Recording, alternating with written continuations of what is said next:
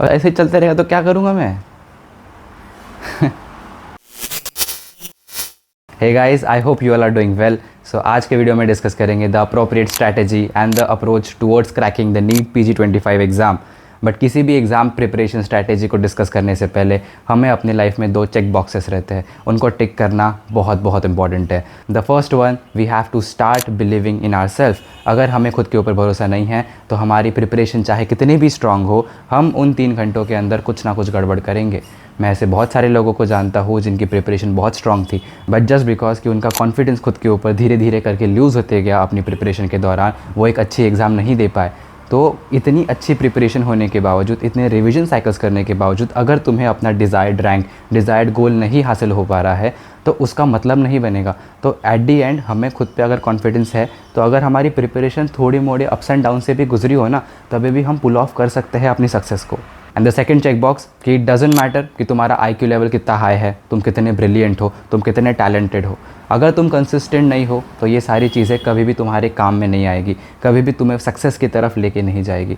एक normal average इंसान but consistent, वो अपने गोल की तरफ जाके उसको हासिल कर सकता है। बट एक टैलेंटेड इंसान जो अपने वर्थ को वैल्यू नहीं करता है, जो अपनी प्रिपरेशन को वैल्यू नहीं करेगा, बस इस भ्रम में जिएगा कि मैं टैलेंटेड हूँ, मुझे तो सब चीज़ें ऐसे ही आ जाती है, उस भरोसे से जाके शायद उसका एग्ज़ाम अच्छी तरह ना निकल पाए। So a person who is obsessed and is consistent will always win over the person who is talented but is not doing the work. सो अपनी प्रिपरेशन चालू करने से पहले ये 2 चेक बॉक्स टिक करो, खुद को प्रॉमिस करो कि मैं जितने एफर्ट्स अपने एग्ज़ाम प्रिपरेशन में लगाने वाला हूँ उतना खुद के ऊपर भरोसा करने में भी लगाऊंगा। मेरा खुद का रैंक नीट PG 23 में 60,000 आया था। अगर तब मैं निराश होकर बैठ जाता कि मेरी तो शायद मुझसे नहीं हो पाएगा ये चीज़, मैं शायद उसके लिए बना ही नहीं हूँ, तो आज मेरा 695 रैंक नहीं आता। But literally I swear to God, मेरी जो एग्ज़ाम प्रिपरेशन मैंने अपनी इंटर्नशिप के बाद स्टार्ट की, उसमें मैं खुद के ऊपर 1% भी डाउट नहीं रखा कि मुझसे ये क्या पुल ऑफ हो पाएगा, क्या मैं इस रेस को जीत पाऊँगा या नहीं। तो मैंने हमेशा ये सोचा कि अगर मैं अपने 100% एफर्ट्स लगा रहा हूँ तो ये मेरे साथ साथ ऊपर वाला भी देख रहा है, वो भी देख रहा है कि मैं कितनी मेहनत कर रहा हूँ, और उसके हिसाब से ही वो मुझे मेरा रिज़ल्ट देगा। तो ये बिल्कुल मैटर नहीं करता कि अगर प्रिपरेशन के दौरान तुम्हारी सब्जेक्ट टेस्ट या ग्रैंड टेस्ट में तुम्हारे स्कोर्स अप्रोप्रिएट नहीं आ रहे हैं तो तुम निराश होकर बैठ जाओ और खुद को बोलने लग जाओ कि यार शायद मेरी प्रिपरेशन उतनी स्ट्रांग नहीं है या मेरा अप्रोच शायद राइट नहीं है। In due course of time with multiple revisions your scores will definitely improve, क्योंकि मेरे भी first second third revision cycles तक स्टैगनेंट ही ग्रोथ थी। ऐसा मुझे लग रहा था कि मैं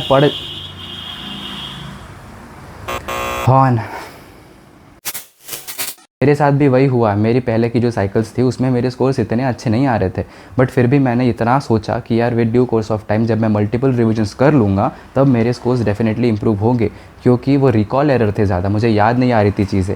एंड हमारा हिप्पोकैम्पस पोटेंशिएट करता है, लॉन्ग टर्म मेमोरीज बनाता है जब तुम उसको बार बार स्टिमुलस दोगे, बार बार रिवाइज़ करके। सो अब आते हैं मेन स्ट्रैटेजी के ऊपर। तो मैंने प्रीवियस वीडियोस में डिस्कस करके रखा है कि मैंने अपने प्रिपरेशन के दौरान स्लॉट बेस्ड प्रिपरेशन को फॉलो किया था, बट जब मैंने अपनी प्रिपरेशन स्टार्ट की तब से मैं ये फॉलो करते नहीं आ रहा हूँ। मैंने अपनी फ्यू रिवीजन साइकिल्स के बाद ये ऑब्जर्व किया चीज़ें कि किन सब्जेक्ट्स को साथ में रखने से उनका मैक्सिमम वैल्यू मुझे मिल सकता है, एंड उस हिसाब से मैंने वो स्लॉट बेस्ड प्रिपरेशन को करना फिर शायद सेकेंड या थर्ड रिविजन साइकिल से शुरू किया था। So to give you a brief about slot based preparation क्या है, मैंने सब्जेक्ट्स को स्लॉट्स में बांटा। जैसे स्लॉट 1 में मैंने रखा था physio, patho, pharma, medicine. Physio जब हम पढ़ेंगे तब उसमें हम नॉर्मल फंक्शनिंग के बारे में जानेंगे, पैथोलॉजी में एबनॉर्मल क्या चल रहा है उसके बारे में देखेंगे, एंड देन फार्माकोलॉजी में जो एबनॉर्मलिटी को ट्रीट कैसे किया जाता है उसके बारे में जानते हैं। एंड रही बात मेडिसिन की, तो ये कंपाइलेशन ही तो है, फिजियो, पैथो, फार्मा, माइक्रो, इन सारे सब्जेक्ट्स के इंटीग्रेटेड क्वेश्चन ही बना के तुमको मेडिसिन के क्वेश्चन देंगे। सेकेंड स्लॉट में मैंने रखा था एनैट, सर्जरी, रेडियो, ऑर्थो। जब भी हम सर्जरी पढ़ना स्टार्ट करेंगे हमें एक बेसिक आइडिया एनाटॉमी का होना ज़रूरी है, ताकि हमारी जो पिक्चर है सर्जरी की वो हमारे माइंड में सॉलिड हो सके। तो एनैट करना ज़रूरी है। देन सर्जरी करते करते हमें बहुत सारे रेडियोग्राफ्स मिलते हैं, CTs मिलते हैं, MRI मिलते हैं, तो वो भी सेम चीज़ें हमें रेडियोलॉजी में पढ़ने मिलेगी। साथ ही साथ हमें और भी चीज़ें आएंगी। तो अगर हम सर्जरी के बाद रेडियोलॉजी करते हैं तो एक काफ़ी बेनिफिट प्रोवाइड होता है हमें चीज़ों को रिकॉल करने में एंड लिंक करने में। Coming to the third slot, उसमें मैंने रखा था micro, PSM, OBGY, peds and biochemistry.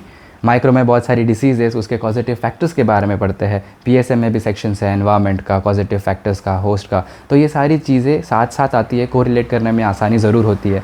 उसके बाद OBGYN पीट्स को एक्सप्लेन करने की ज़रूरत नहीं है कि मैंने क्यों साथ में रखा है। एंड बायोकेम में भी बहुत सारे ग्लाइकोजन स्टोरेज डिसऑर्डर्स है जो बच्चों में होते हैं, अपनी normal functioning, vitamins and minerals जो PSM से कोरिलेट कर सकते हैं। तो ये सारे 5 सब्जेक्ट्स ना साथ में करो तो मेरे हिसाब से मुझे पर्सनली बहुत बेनिफिट किया ये सब चीज़ें। And the last slot, the 4th slot, उसमें बचे हुए सारे शॉर्ट सब्जेक्ट रखे थे, anaesthesia, psychiatry, derma, ENT, ophthalm and FMT। तो अभी ये ऐसे 4 स्लॉट्स मैंने बनाए थे। अभी एक मेन क्वेश्चन ऐसा आया था कमेंट्स में कि हमें 4 स्लॉट्स को ऐसे सीरियल वाइज ही करना है क्या, फर्स्ट के बाद सेकंड। पर्सनली आई थिंक कि ऐसा करने की कोई ज़रूरत नहीं है। If I am starting right now तो शायद मेरे लिए डिफ़िकल्ट हो सकती है, दिक्कतें आ सकती है जब मैं बड़े सब्जेक्ट को ही स्टार्ट करूँ स्टार्टिंग में। बट अगर मैं शॉर्ट सब्जेक्ट से स्टार्ट करूँ तो वो जल्दी निपट जाएंगे, एक जल्दी सेंस ऑफ कंप्लीशन आएगा कि मैंने 5-6 सब्जेक्ट निपटा दिए हैं, almost 1/3 of syllabus I have completed, तो मैं आगे भी बढ़ सकता हूँ। तो अगर मैं तुम्हारी जगह होता और अभी स्टार्ट कर रहा होता तो I would start with slot 4 कि उसमें मुझे थोड़ा कॉन्फिडेंस भी प्रोवाइड हो जाएगा, मेरे सब्जेक्ट्स भी थोड़े से क्लियर हो जाएंगे and then I can move towards the bigger subject जिसमें मैं थोड़ा और ध्यान लगाने की ज़रूरत है। और वो ध्यान तभी डेवलप होएगा जब हम कंसिस्टेंटली पढ़ाई करते रहेंगे। जल्दी जल्दी सब्जेक्ट्स फिनिश हो जाएंगे एंड देन हमें अच्छा लगेगा कि हमने कम से कम इतने राह तक आ गए हैं, अभी आगे का रास्ता अच्छे से और तय कर लेंगे। सो इन शॉर्ट, तुम स्लॉट बेस्ड प्रिपरेशन में कोई भी स्लॉट उठा के शुरू कर सकते हो। वो तुम्हारी प्रेफरेंस के हिसाब से है कि तुम्हें अपने लिए क्या बेनिफिशियल लग रहा है, क्या बेटर लग रहा है। और दूसरा सवाल ऐसा आता है कि एक सब्जेक्ट को कितना टाइम देना चाहिए एंड पूरी प्रिपरेशन कितने दिनों में फिनिश होनी चाहिए। सो इसका सिंपल सा आंसर ये है कि it varies from person to person. सबकी पढ़ने की, लिखने की स्पीड अलग होती है। लिखने से याद आया कि एक क्वेश्चन ऐसा भी आया था कि क्या हमें जो रैपिड रिवीजन नोट्स पढ़ते हैं उनको एनोटेट करना है, खुद से लिखना है, कि हम सिर्फ प्रिंटेड नोट्स यूज़ कर सकते हैं। सो देखो, हमें अपनी प्रिपरेशन में मल्टीपल रिवीजन साइकिल्स करनी है। अगर हम सब चीज़ों को लिखने बैठ जाए तो उसमें ही 3-4 महीने चले जाएंगे। तो मैंने पर्सनली ऐसा किया था कि मैंने PDF डाउनलोड कर ली थी, उनके प्रिंट आउट निकाल लिए थे and then by watching videos मैं साथ साथ में पढ़ते जाता था। तो मैंने खुद के handwritten notes rapid revision के नहीं बनाए, क्योंकि हमें टाइम को कंसिडर करना पड़ेगा यहाँ पे। It's a big factor in our preparation. हमें मल्टीपल रिवीजन साइकिल्स करनी है, उससे पोटेंशिएट हो जाएगा अपनी मेमोरी। तो तुम लिखने के पीछे मत भागो इस केस में। आई सजेस्ट कि प्रिंटेड नोट्स लो और उसमें से ही पढ़ना शुरू करो। तो ये एक बेसिक फ्रेमवर्क हो गया अपनी प्रिपरेशन का कि हमें किस तरह से स्लॉट्स को इनकॉर्पोरेट करना है अपने रिवीजन साइकिल्स के अंदर। अभी 2 सिनेरियोज़ पे डिस्कस करते हैं कि अगर तुम फ्रेशली स्टार्ट कर रहे हो अभी अपनी प्रिपरेशन फॉर नीट PG25 और तुमने अपनी फर्स्ट रिवीजन साइकिल्स कर ली है और तुम अपनी प्रिपरेशन के बीच में हो। So considering the first scenario, अगर मैं फ्रेशली स्टार्ट कर रहा होता खुद, तो मैं सबसे पहले अपना बेस बनाता रैपिड रिवीजन के वीडियोज़ को, क्योंकि मैंने बोला टाइम इज़ अ कंसर्न। तो हमें मेन वीडियोज़, मेन नोट्स की तरफ नहीं जाना है। ये मैं मैरो प्रेप लैडर के नोट्स के बारे में बात कर रहा हूँ। कुछ लोग जो डैम्स से थे उन्होंने मुझे बताया कि उनके मेन नोट्स ही बहुत कंसाइज रहते हैं। तो एट दी एंड हमें कंसाइज नोट्स को ही पढ़ना है जिसको हम मल्टीपल टाइम्स रिवाइज कर सके अपनी प्रिपरेशन में। सो मेरे हिसाब से रैपिड रिवीजन ऑफ मैरो और प्रेप, व्हाटएवर सूट्स यू, जिस भी प्लेटफॉर्म को तुमने अपने MBBS में फॉलो किया है उसी प्लेटफॉर्म के रैपिड रिवीजन वीडियोज़ लो, उनको देखो। सो अगर हम अपनी प्रिपरेशन स्टार्ट कर रहे हैं तो सबसे पहले स्लॉट बेस्ड प्रिपरेशन के हिसाब से मैं कोई भी स्लॉट उठाऊंगा। For example, I am taking a short subject वाला स्लॉट, उसमें मैंने डरमैट उठाया, रैपिड रिवीजन वीडियोस देख लिए, एक बार नोट्स पढ़ लिए, then I will do the BTR का वीडियो देख लिया, उसको एनोटेट कर लिया एंड उसके बाद हमें जाना है प्रीवियस ईयर क्वेश्चन सॉल्व करने के ऊपर। सो बेयर मिनिमम हमें 5 years of NEET, 3 years of INICET and 3 years of FMGE questions solve करने ही पड़ेंगे। माना अपनी एग्ज़ाम जो है वो मोर क्लिनिकली ओरिएंटेड होते जा रही है, शायद प्रीवियस ईयर इतने टॉपिक्स ना आए, बट हम उन्हें छोड़ नहीं सकते हैं। हमें वो अपने प्रिपरेशन में सबसे ज़्यादा प्रायोरिटी के साथ पढ़ना ही पड़ेगा आज भी। सो यही सेम अप्रोच कि हमने RR देखा, BTR देखा and then previous year question solve कर लिए, ये सारे सब्जेक्ट्स के ऊपर अप्लाई होगी। ऐसा कोई मैं तुम्हें नहीं बता सकता कि इसका कोई डिफरेंट अप्रोच है एक पर्टिकुलर सब्जेक्ट के लिए। मैंने यही same approach RR, BTR and question solving वाली हर सब्जेक्ट के ऊपर अप्लाई की एंड हर रिवीजन साइकिल्स में इसी चीज़ को रिपीट करते गया। एक सवाल ऐसा भी आया था कि हमने RR कर लिया, BTR कर लिया, तो उसके बाद अगली रिवीजन साइकिल्स में भी क्या हमें सेम चीज़ें पढ़नी है? देखो, पढ़ना ही पड़ेगा, इसके अलावा कोई ऑप्शन नहीं है। तुम सोच लोगे कि मैंने एक बार BTR कर लिया और मेरे दिमाग में सब कुछ बैठ गया है। It's not possible. जब तुम BTR करने लगोगे ना, तब तुम्हें समझेगा कि it's too much extensive as well. जो लोग एक्चुअली BTR को जानते नहीं है, उन्होंने बस उसको एक शॉर्ट कोर्स का नाम दे दिया है। So BTR becomes a wonderful and power packed source for our preparation. And इस तरह की हाई नॉलेज जो हमें एक साथ एक जगह मिल रही है, हमें इसको मल्टीपल रिविजन्स देने ही पड़ेंगे, तब जाके ही हमें याद रहेगी वो चीज़। Same goes with RR as well. ये हो गई हमारी फर्स्ट रीड। अब आते हैं फर्स्ट रिवीजन साइकिल के ऊपर। तो क्योंकि हमने प्रीवियस ईयर क्वेश्चंस कर रखे हैं, तो इसलिए हम सेम फॉर्मेट यूज़ करेंगे कि RR पढ़ेंगे, देन BTR पढ़ेंगे एंड उसके बाद सब्जेक्ट टेस्ट देना स्टार्ट करना पड़ेगा। बहुत सारे लोग ये कन्फ्यूजन में रहते हैं कि सब्जेक्ट टेस्ट करें, क्वेश्चन बैंक करें या कस्टम मॉड्यूल्स करें। तो मेरे हिसाब से मैं तुम्हें वही चीज़ बताऊंगा जो मैंने की है, कर रखी है। इस चैनल पे तुमको मैं ऐसे अंधाधुंध कुछ भी नहीं बताऊंगा जो मैंने कभी एक्सपीरियंस नहीं किया और उसका ज्ञान दे रहा हूँ बस। तो वैसा तुम्हें कभी नहीं मिलेगा। जस्ट कि मैंने भी क्वेश्चन बैंक सॉल्व करी है और मुझे उसमें से एकदम प्रॉफिटेबल चीज़ कुछ नहीं लगी। सो आई विल सजेस्ट कि तुम्हारी फर्स्ट रिवीजन साइकिल्स में जब तुम्हारे प्रीवियस ईयर क्वेश्चन हो रखे हैं तो तुम क्वेश्चन सॉल्व करो सब्जेक्ट टेस्ट से कम 2 सब्जेक्ट टेस्ट तो भी सॉल्व करना शुरू करो एक सब्जेक्ट खत्म होने के बाद। जैसे मैंने सेकंड में पैथोलॉजी का आरआर देख लिया, बीटीआर देख लिया, एंड अभी पैथोलॉजी के ही 2 subject test bare minimum solve कर दूंगा। वैसे 2 से ज़्यादा कर पाओ तो काफ़ी अच्छा है, काफ़ी बेटर रहेगा, बट हमें पूरी रिवीजन साइकिल्स में कम से कम 6 से 8 बेयर मिनिमम उतना तो भी करना पड़ेगा सब्जेक्ट टेस्ट में। तब जाके हमें एक होलसम आइडिया आएगा कि किस तरह के सिनेरियो से क्वेश्चन आते हैं, कौन से बज़वर्ड्स को हमें पकड़ना है, किस हिस्ट्री के बेसिस पे क्या आंसर निकल सकता है। तो ये क्वेश्चन सॉल्व करने के बाद ही आएगा। सो आरआर बीटीआर पढ़ना ये एक डिफरेंट बात हो गई, but when we solve questions हमें उस नॉलेज को जो हमने गैदर की है उसको अप्लाई करके आंसर तक पहुंचना है। तो इसकी प्रैक्टिस हमें क्वेश्चन सॉल्विंग से ही होगी। सो पीवाईक्यूज़ के बाद मेरी प्रायोरिटी रहेगी सब्जेक्ट टेस्ट को सॉल्व करना। तो फर्स्ट रीड में हमने पीवाईक्यूज़ कर लिए, फर्स्ट रिवीजन साइकिल में हमने 2 या 3 सब्जेक्ट टेस्ट दे दिए। अब ये जो फर्स्ट रिवीजन साइकिल का फॉर्मेट था RR BTR and subject test, इसी को हमें कैरी फॉरवर्ड करना है अगली जो भी रिवीजन साइकिल्स रहेगी उनमें, जब तक हम 6 से 8 सब्जेक्ट टेस्ट एक पर्टिकुलर सब्जेक्ट के ख़त्म ना कर ले। तो अभी फर्स्ट रिवीजन साइकिल्स में 2 या 3 खत्म कर लिए होंगे सब्जेक्ट टेस्ट, सेकंड में भी 2 या 3 खत्म हो जाएंगे। तो मैं ऐसे ही होप करूँगा कि लाइक 3 रिवीजन साइकिल्स तक मैं बेयर मिनिमम 8 सब्जेक्ट टेस्ट एक सब्जेक्ट के निपटा सकूँगा। बट एक चीज़ ध्यान रखना क्वेश्चन सॉल्विंग के टाइम पे, अगर तुम्हें कोई इंपॉर्टेंट क्वेश्चन लग रहा है जिसको तुम्हें आगे जाके विजिट करना पड़ सकता है, कोई अच्छा एक्सप्लेनेशन दिया है, तो उस चीज़ को बुकमार्क करना पड़ेगा हमें, एंड ताकि हमारे पास एक bunch of high yield questions रहे जो हम आखिरी में जाके देखेंगे, जिससे एग्ज़ाम में डेफिनेटली बहुत ज़्यादा फ़ायदा मिलता है। सो हम ये जो बुकमार्क क्वेश्चंस करते हैं, छोटी कॉपी बनाते हैं, जिसका वीडियो मैंने अभी बनाया था। सो एक रिवीजन ख़त्म होने के बाद एंड दूसरी रिवीजन स्टार्ट होने से पहले हमने जो भी बुकमार्क या छोटी कॉपी बना के रखी है उसको हमें रिवाइज़ करना पड़ेगा। एंड अब जो दूसरा सिनेरियो था कि you are in between your preparation, तुमने फर्स्ट रीड वगैरह कर ली है, मैं ये एक्सपेक्ट करके चलता हूँ कि तुमने कम से कम प्रीवियस ईयर क्वेश्चन सॉल्व कर लिए होंगे। तो तुम्हारे लिए भी जो फ्रेमवर्क रहेगा अगली रिवीजन साइकिल्स का, वो जो अभी इतना बताया वो सेम चीज़ रहेगी। हमें पीवाईक्यूज़ एंड देन उसके बाद सब्जेक्ट टेस्ट पे ध्यान देना है। जब 6-8 सब्जेक्ट टेस्ट निपट जाएंगे उसके बाद तुम कस्टम मॉड्यूल पे जा सकते हो या शॉर्ट सब्जेक्ट के क्वेश्चन बैंक कर सकते हो, क्योंकि वो छोटे हैं, जल्दी निपट भी जाएंगे।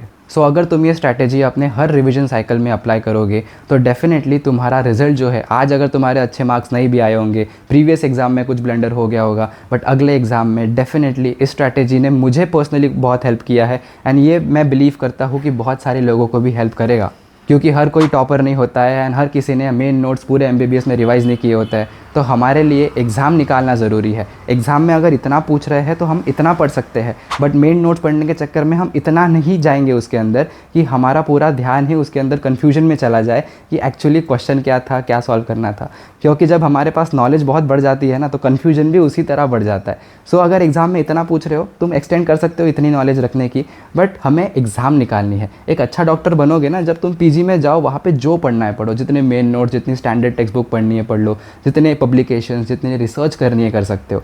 बट अभी हमारा ध्यान होना चाहिए एग्ज़ाम निकालने के ऊपर, एग्ज़ाम में क्या पूछा जा रहा है। इसीलिए तो ये सारे प्रीवियस ईयर टॉपिक्स के ऊपर इतना एम्फसाइज़ करते हैं online platforms and coaching class वाले, क्योंकि उनको पता है कि इसी के अराउंड पेपर कहीं ना कहीं रिवॉल्व होगा। सो हमें अपना माइंडसेट भी स्ट्रांग रखना है, एक अच्छी प्रिपरेशन भी करनी है एंड एक अच्छा खासा पेपर दे के आना है जिसमें हम कम से कम सिली मिस्टेक्स करें एंड जो भी रिकॉल एरर थे वो ना हो। कम से कम कुछ नई चीज़ें अगर एग्जाम में आ भी गई और वो हमने छोड़ भी दिया तो उसका इतना रिग्रेट नहीं रहेगा जितना रिकॉल वाले, जितना सिली मिस्टेक्स का रिग्रेट रहता है। बट अगर मैं तुम्हारी जगह होता with all the knowledge and experience that I have currently, so मैं अपनी प्रिपरेशन को कैसे अप्रोच करता अगर मैं नीट PG 25 के लिए अटैम्प्ट दे रहा होता। सो इस बात को, इस टॉपिक को मैंने इस वीडियो में एड्रेस करने की कोशिश की। देखो लोग क्या कर रहे हैं अपनी प्रिपरेशन में, उनके स्कोर्स कैसे आ रहे हैं, इनसे हमें 1% भी मतलब नहीं होना चाहिए। हमारी कंपटीशन वो लोग नहीं है, हमारी कंपटीशन है हमारा आलस, हमारा लैक ऑफ डिसिप्लिन, हमारा प्रोक्रास्टिनेशन। अगर हम इस चीज़ के ऊपर काम करें ना तो हम बाकी लोगों से अपने आप ही आगे चले जाएंगे। सो हमारा माइंडसेट प्लस हमारा डिसिप्लिन एंड कंसिस्टेंसी, ये तीनों चीज़ों को मिला के जब हम एक अच्छी स्ट्रॉन्ग प्रिपरेशन करते हैं, अपने 100% एफर्ट्स लगाते हैं, तो एग्ज़ाम के बाद definitely I can guarantee you will be standing वो जीत के उस पार। All the knowledge, all the content is available on the YouTube. जो अलग अलग टॉपर्स ने अपने एक्सपीरियंस शेयर किए हैं, ऑब्वियसली हम सब वो चीज़ें देखते हैं, बट एक चीज़ बोलूँगा कि सबका माइंडसेट, सबकी अप्रोच शायद सब पे काम ना करे। तो तुम सबके वीडियोस देखो, बट थोड़ा अपनी तरह से भी उसको मॉडिफाई करने की कोशिश करो, अगर तुम्हें वो बेनिफिट दे रहा है तो। मैंने जो इस वीडियो में बताया उससे अगर तुम 100% एग्री करते हो तो वेल एंड गुड, बहुत अच्छी बात है। बट अगर तुम्हें लगता है कि यार इस चीज़ को मुझे थोड़ा इस तरीके से अप्रोच करना चाहिए, so definitely you can do it. हमें सुनना सबकी है, करनी खुद की है, इतना याद रखना। और ये मत सोचना कि एग्ज़ाम कब होने वाली है, मार्च में होगी, अप्रैल में होगी। हमारे हाथ में एग्ज़ाम कब कंडक्ट हो रही है ये नहीं है, हमारे हाथ में है हमारे एफ़र्ट्स जो हम अपनी प्रिपरेशन में लगाएंगे। सो कम से कम बेयर मिनिमम 3 रिवीजन साइकिल्स तो होनी ही चाहिए, इतना टारगेट रखना पड़ेगा। If we think too less, हम उतना एफ़र्ट या मेहनत नहीं लगाएंगे, और हम ज़्यादा सोच के रखेंगे तो उसके डिप्रेशन में या उसका स्ट्रेस ही इतना आ जाएगा, सो हम in due course of time शायद थोड़े स्लो पड़ जाएंगे। सो एक अचीवेबल टारगेट रखो, अपना 100% देने की कोशिश करो, and definitely you will be really happy with that. So I hope इस वीडियो से आपको थोड़ी बहुत चीज़ें समझ में आ गई होगी, एंड इस टॉपिक को अभी यही एंड करते हैं। आई होप आपको ये वीडियो अच्छा लगा होगा। सो कोई भी अगर क्वेरीज़ है, so you can comment down in the comment section below, and feel free to ask anything. So see you soon guys, till then Jai Hind and keep being strong.